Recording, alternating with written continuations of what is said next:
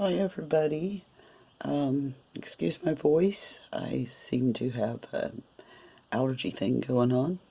This is a test video. I haven't uploaded a video in a very, very long time. But a friend of mine got me inspired to start working with solder. I happen to have all the tools, almost, that's mentioned in a lot of the videos on YouTube concerning soldering. I started playing around with a wood burning tool that I have that also happens to be a soldering iron. Comes with a bunch of different tips like this. Okay, and the one that is used for this soldering process is this one right here, if you can see it.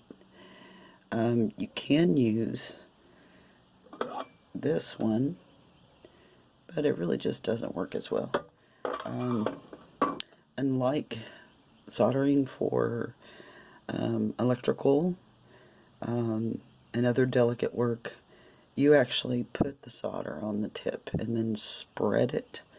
A good example is this one here. This is just a piece of sea glass. You get the solder on here and then you spread it. And it was really easy. I couldn't believe how easy it was. And of course, the next thing, and I'm new to this by the way, is to go back and sand off the rough edges.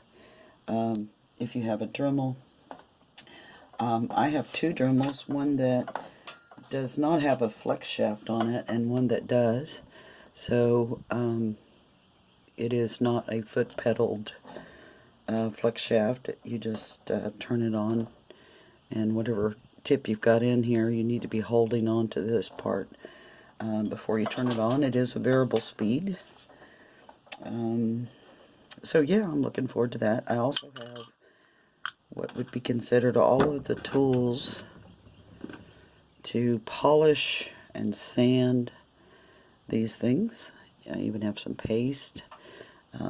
Had a little kit originally that had a little glob of the paste in it.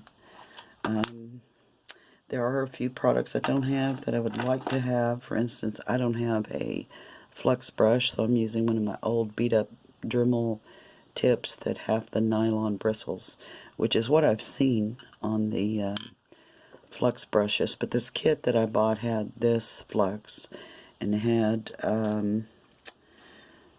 the solder, and I bought it a long time ago, and I didn't realize that this particular kit is what's called a specialty solder kit. It is for things like your eyeglasses and electrical components, and if you read through all of the information on the back, which is really tiny, you'll see that it talks about this is lead free.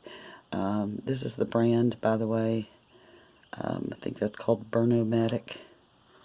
It is lead free, and then it gives you the melting temperature. So if you have just the soldering iron, you have no idea what temperature you're using, and so it will appear sometimes that your solder is not melting. You just have to wait and be very patient, and it's really helpful. If you heat the tape with your soldering iron before you start to put the solder on it, because that just helps you reach that temperature that you need for it to melt.